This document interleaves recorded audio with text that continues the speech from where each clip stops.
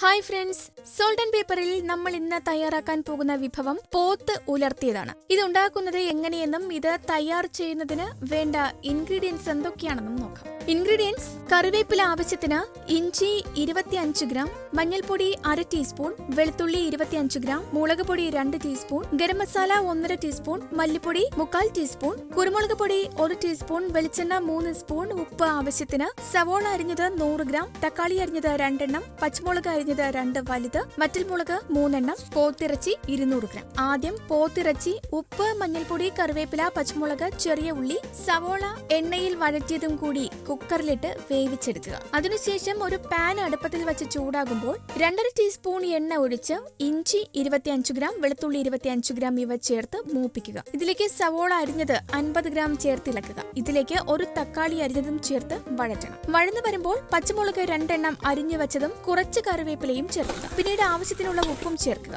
ഉപ്പ് ചേർക്കുമ്പോൾ ശ്രദ്ധിക്കേണ്ടത്, പോത്തിറച്ചി നമ്മൾ വേവിച്ചപ്പോൾ അതിൽ ഉപ്പ് ചേർത്തതാണ്. അതനുസരിച്ച് വേണം പിന്നീട് ഉപ്പ് ചേർക്കാൻ. ഇവയെല്ലാം കൂടി വഴഞ്ഞു വരുമ്പോൾ മുളക് പൊടി 2 ടീസ്പൂണും മല്ലിപ്പൊടി 1/4 ടീസ്പൂണും ചേർത്ത് ഇളക്കണം. പിന്നീട് അടുപ്പിൽ നിന്ന് മാറ്റി വെച്ച ശേഷം പെരിഞ്ജീരകപ്പൊടി 1 ടീസ്പൂണും ചേർത്തിളക്കി അല്പം വെള്ളം ഒഴിച്ച് ഒന്ന് മിക്സ് ചെയ്യണം. അതിനുശേഷം നമ്മൾ വേവിച്ച് മാറ്റി വെച്ചിരിക്കുന്ന പോത്തിറച്ചിയും ചേർത്ത് മിക്സ് ചെയ്യണം. അല്പം വെള്ളം കൂടി ഒഴിച്ച് തിളച്ചു വന്നതിനു ശേഷം വറ്റിച്ചെടുക്കുക. വറ്റി വരുമ്പോൾ ഗരം മസാല 1 ടീസ്പൂൺ ചേർത്ത് ഇളക്കണം. വറ്റൽമുളക് 2 എണ്ണം മുറിച്ചതും ചേർക്കുക. ഇതിലേക്ക് കുരുമുളക് പൊടിയും ചേർത്തിളക്കി 1 സ്പൂൺ വെളിച്ചെണ്ണയും കൂടി ചേർത്ത് വാങ്ങാം. പിന്നീട് ഇതിനെ ഒരു സെർവിംഗ് പ്ലേറ്റിലേക്ക് മാറ്റാം.